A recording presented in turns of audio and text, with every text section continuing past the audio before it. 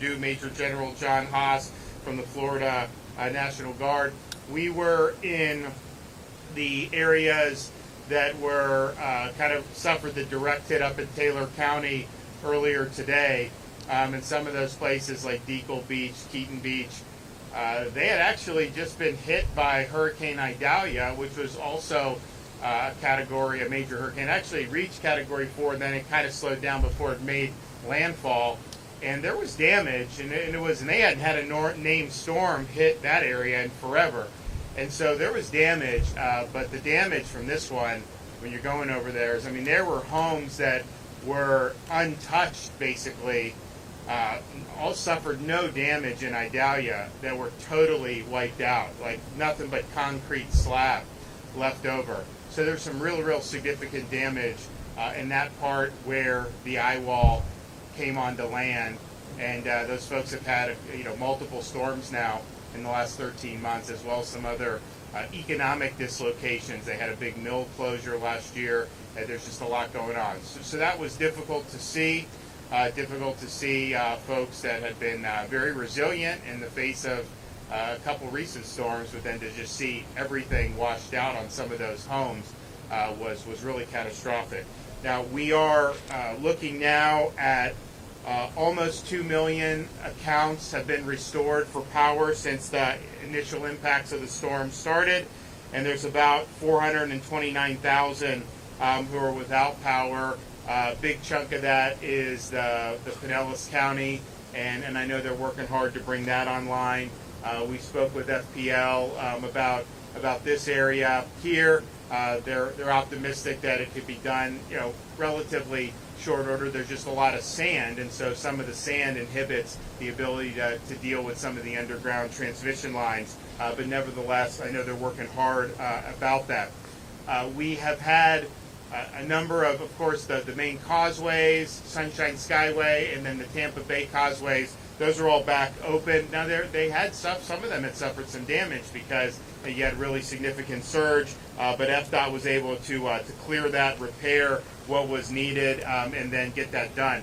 So here in Bradenton Beach, one of the things we want to do is get this road fixed as soon as possible. People were talking about, it's going to take many weeks. We don't have that kind of time. Jared and his team, they've already got this under emergency contract. The work has begun. I think the contract is to finish it in 5 days, but we're hoping that they'll do better than that. And so there's parts of the road like here where you have structural damage. So they're going to do temporary repairs, and those repairs will be effective. It'll let people be able to use the road. Not going to be a permanent solution, but I'd rather get this back open where people can use it, and then we'll address it on a permanent basis in the subsequent time period. Then you also have parts where there's just all this sand. So they've got all these, if you came across the bridge, you see all these dump trucks, massive numbers of trucks to get the sand and haul it away. And I think what they're going to do, we're going to store the sand, and then if folks here need it for beach renourishment or something in the future, then they can use it for beach renourishment. But there's a massive amount of sand. They've been able to move some of it off the roadways, but they're going to have to take all this sand. And in some areas, the sand was 5 feet of sand. Can you imagine that? That's pretty incredible. And I have not seen this much sand in any other part that I visited so far in the aftermath of this storm. So this was really significant. So they are going to do that. They're going to fix this part of the road and get it back open. And we think that that's important to be able to go. I know parts of this stretch are open for residents. I know others are going to be soon. That's not obviously the decision of the state. We just want to make sure everything is functioning so that people can get back. We want people to be able to get back to their homes and businesses as soon as possible. So the goal is 5 days. I always tell them try to do better than that. But that work has been undergone. As soon as we saw the damage, they went and moved to get this done. So I want to thank Jared and his team for doing that. I'll let Kevin talk about some of the broader things we're doing, and I'll let Jared talk a little bit more in detail. But I think if you look at this Gulf Boulevard, there's a number of spots that are going to need to be addressed, and so that's what they're doing.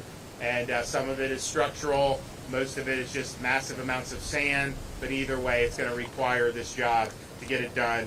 And then we'll hear from the FEMA director. We've reopened the Florida Disaster Fund. So this is a private fund. This is a tax-deductible charitable contribution that you can make. It's a partnership with our partners in the private sector, other non-government groups who work to help people when things like this happen. And so FloridaDisasterFund.org, you can make a donation there. That's been used in the past to do things like fund meals, help people get essentials, just things that are necessary when you have folks that have been displaced. If you need any information, non-emergency information, you can call the State Assistance Information Line at 1-800-342-3557. Don't use that to report an emergency, but if you have questions about information, there's a wide variety of issues that pop up, you can call that line.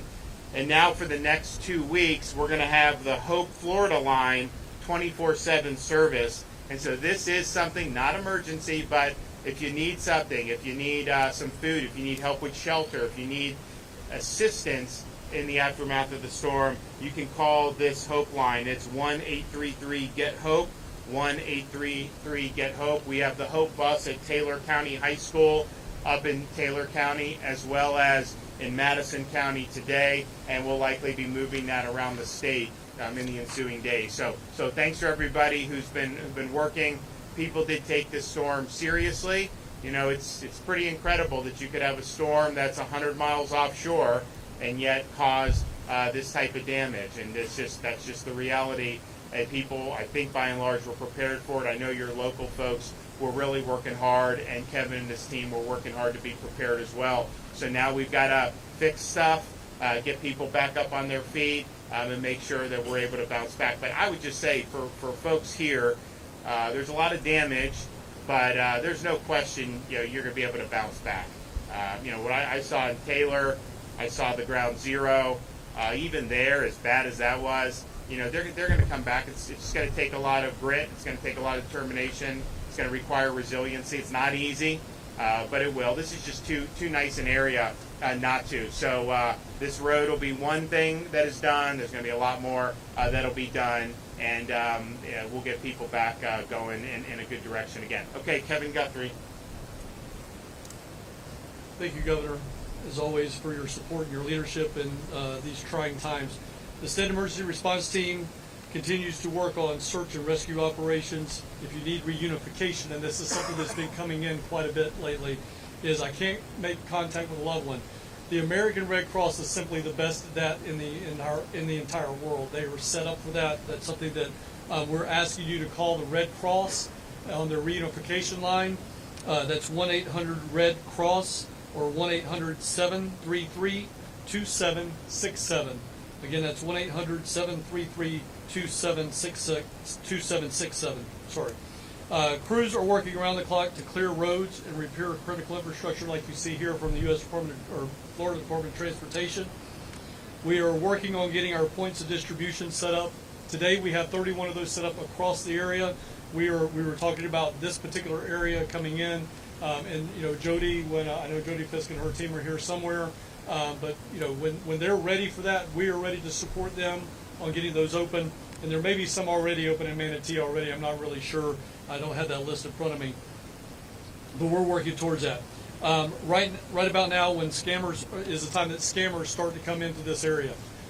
You see everybody that's either in a orange vest, DOT logo, Florida National Guard, Florida Fish and Wildlife Commission, Florida Highway Patrol. They got some type of state logo on. You can go and say, hey, look, this person over here, I'm not really sure about them. They're asking for cash. All of these state employees will roll that information up to us, and we'll get the right people to come out here and start working on that.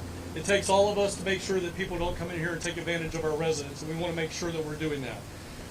When that happens, you, again, report it up. You can also verify and check any contractor's license at myfloridalicense.com. Again, that's myfloridalicense.com.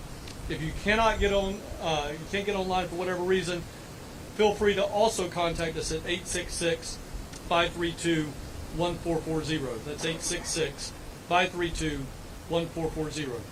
If you receive damage to your home, take pictures before you start your cleanup. Make sure you take pictures of the outside, wide view, narrow view, inside, wide view, narrow view as well. Make sure that if you have a watermark in your house, make sure you document where that watermark's at. Take a ruler, take a tape measure, photographic. There are some generic things that we can kind of somewhat figure out what the height was between your electrical outlets and your doorknobs and things like that. So if you don't have that, try to get an electrical outlet in the picture, try to get a doorknob in the picture. That gives us some point of reference. As we are entering the recovery phase of this, please make sure that you're not interacting with power lines, other lines that are on the ground. You don't know what is a fiber optic, keeping your 911 service up and running. You don't know what is electrical. You don't know what is cable. Do not cut any lines. Please be very, very careful about that. Be sure to make sure you're wearing the right protective equipment. We have, and the governor and I unfortunately have had to do this a number of times, where we talk about fatalities and serious traumatizing injuries that come after a storm when somebody's on a roof, they're on a ladder, they're operating a piece of equipment that they're not trained to do, kickbacks from chainsaws and things like that. Make sure if you're going to do it, at least wear the right protective equipment. As you look around you, all the DOT personnel and other construction workers wearing hard hats, wearing safety goggles, wearing the appropriate closed-toed shoes, wearing chaps and things of that nature. Please make sure you're being safe when you're doing it. But if you don't have that skill set, you just feel like that is not something I need to be doing, that's a good way to start your decision making. We have people that will help you with that. We are proud to announce that Crisis Cleanup has once again partnered with the Florida Division of Emergency Management in the state of Florida. We will send volunteers out to help you. That number is 1-844-965-1386. Again, 844-965-1386. Make sure you avoid unnecessary travel on the roads, as there's maybe a lot of dangerous situations, including what we're standing on right now. Listen to your local authorities for updates when it is safe to return home. For general information, as the governor has already said, make sure you contact our State Assistance Information Line or our cell line. That is not an emergency line. If you're just needing information, get a direction on where to go, make sure you're calling that number at 1-800-342-3557, where we have assistance available in English, Spanish, and Haitian Creole. The governor wanted me to talk last stop about housing, so I'm going to go ahead and do that now too. Basically, we have three forms of housing assistance. The first one is what we call our state home repair program, and I'm going to stop there for just a second. If you are wondering where to send your dollars for voluntary donations, there's a lot of good voluntary organizations that will be more than happy to take your money. But if something like housing repair sounds like, hey, I want to invest in that. That is what we use the Florida Disaster Foundation. It's one of the many things, but that's a really great place to throw your money. It will help people who are truly in need, that need their state home repair program done. So we get money from that. We turn it right around. We get folks like the Salvation Army, the American Red Cross, Team Rubicon, the Southern Baptist, and all of the religious organizations that come out and help us. That's how we help fund them to do the work for you all. So again, that's a very, very good place to put your dollars. So that's the state home repair program. The second one that we have is the state's what we call non-congregate shelter travel trailer program. We really like to take that program and pair it with our state home repair program so that you can stay on your property while you're repairing your program. Then we'll come and take the trailer away and give or take about 6 months. That is a 6-month program. Deanne is very courteous every now and then and gives us a 6-month extension to 12 months. But 12 months is a hard line in the sand, no pun intended, since we're standing here. But we have to close that program out at 12 months. So that's the state's non-congregate shelter travel trailer program. The last program that I'll speak about, and I'm sure the administrator will probably speak about it just a little bit more, is an 18-month FEMA direct housing program for areas that receive individual assistance and qualify for the individual housing program. They can turn on the direct federal or the direct housing assistance. If you're in a state trailer, you may qualify for the federal program. The good news is we're not going to be bureaucratic and say you got to get out of mine and get into hers. She will literally buy that from me, and you can stay in the exact same travel trailer, and now you're up to about 18 months in that same location. So we're going to work together with each other on that coordination effort to make sure that you don't have to go through bureaucratic nonsense. The last thing I'll say is Again, I know you guys are in good hands. She's going to kill me when I say this, but you guys stole one of the best employees that I had in Jody Fisk, and she's already started leaving somewhere. But your public safety director here in Manatee County is fantastic. And if you need things, go to your local public safety, your county emergency management agency. For more information on us, make sure you follow us at FLSERT on X and Instagram, and at FDEM on Facebook for real-time updates. Governor, as always, Jared, John, thank you for all your assistance. Deanne, also, thank you.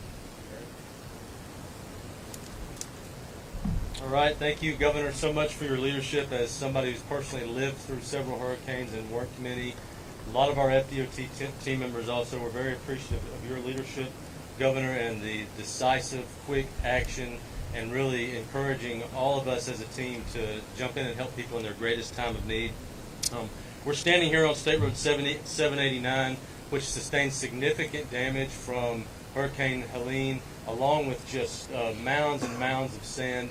One of our goals here at FDOT is to get this community back to normal as quickly as possible. And as soon as the water receded, our FDOT team here in District 1 jumped into action under the leadership of District 1 Secretary L.K. Nandum and immediately started doing damage assessments. We brought our people, our equipment, they all swarmed the area and started moving sand as quickly as possible. You've seen them out here working all day yesterday. We also jumped into action, put a scope together, solicited bids, and got under contract immediately after the storm passed through to repair this road and get this community back to normal. Our contractor, DeMoya, has already gone to work. They're going to be repairing this road. They're going to be moving the sand. We set a schedule of 5 days, but you heard the governor. He has very high expectations, so there's a full anticipation. We're going to work around the clock to get this done as quickly as possible. And you have that commitment from me as secretary. You have that commitment from the DOT team here. We are going to continue working hard statewide. If you look at our statewide efforts thus far, we've had over 800 crew members actively working in the field to get roads cleared. We've cleared over 12,000 miles of roadway. We're 96% complete in getting all of the roadways cleared. The ones we have not got to yet just simply are not accessible because of water. But those will be quickly cleared as soon as we can get to them. 129 bridge inspectors have already cleared and inspected nearly 1,400 bridges across the state.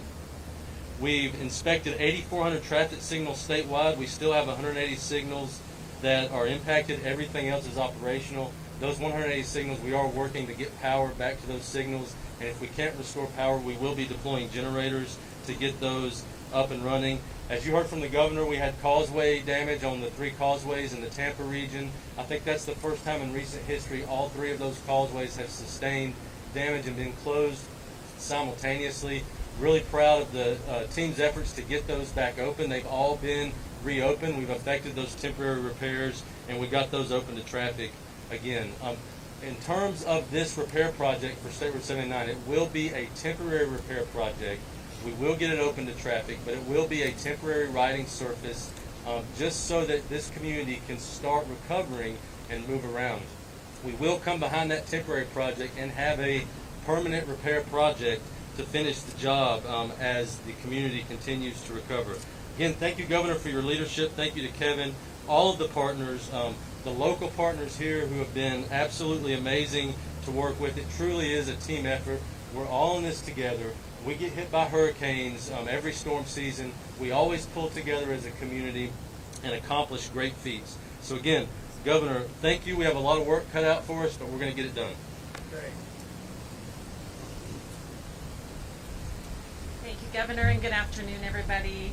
First, on behalf of the Biden-Harris administration, I just want to express our deepest sympathy for all of the families who lost loved ones as a result of this storm, and for all of those who incurred damages as well as a result of this storm. We've been able to move resources in here from across the federal family beginning on Monday, resources from our urban search and rescue teams, the Coast Guard, Fish and Wildlife, Army Corps of Engineers, and others, to be able to support whatever requirements might have come from the response effort. And we worked very closely with Director Guthrie and his team to make sure that we were getting our resources in place where he needed them most. And so I'm very proud of the work that our federal partners have been able to do during the response part of this.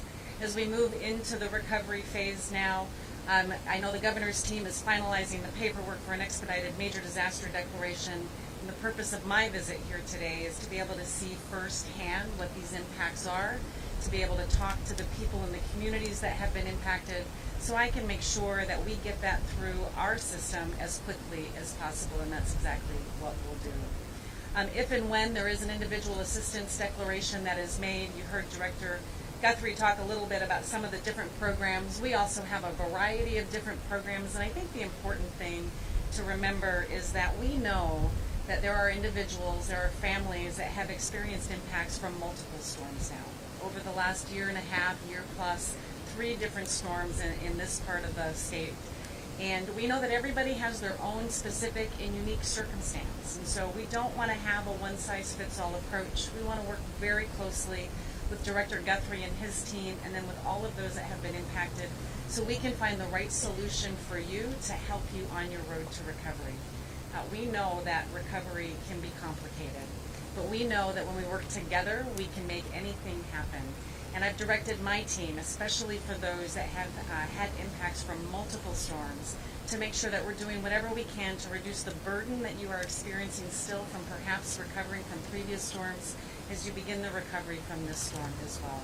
So know that FEMA, the rest of the federal family, we are going to continue to be here now to support you through the recovery process. We're in close coordination with Director Guthrie and his team, and we'll be able to provide whatever resources the governor and his team might need as we continue to support this recovery. Thank you. Okay, well, we're FDOT's hard at work. This is obviously a big priority to make sure that this road is functioning again.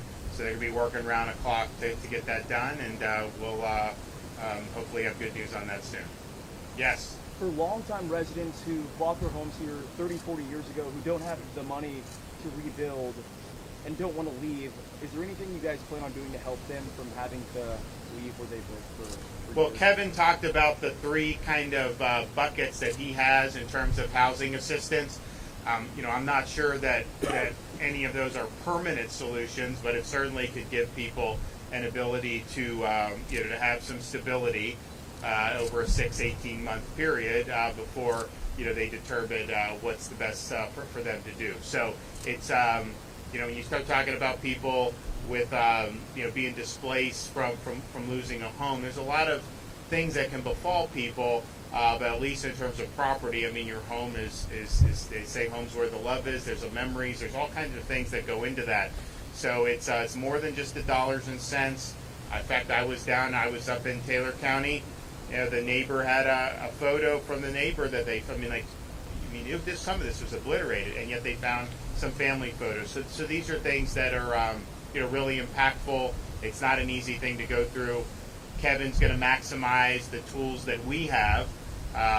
They're limited tools, but they're tools that can potentially be helpful for folks for at least a decent period of time. And just in terms of access to the island, the sheriff has said he doesn't feel like it's safe right now for people to come to Bradenton Beach. What do you think about that?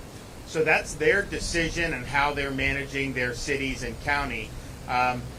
We want whatever we can do. If they need something done that we can do so that people can get back, we'll do it. We'll help, because it's important that people are able to get back to their homes, inspect the damage, get back to their businesses, and be able to start to put the pieces together. So that's not our decision about when that happens, but if there are things that there's concerns with, like the road is one, we're taking care of it. There's other things we can do to be helpful. We want to be helpful. Obviously, it needs to be safe for people.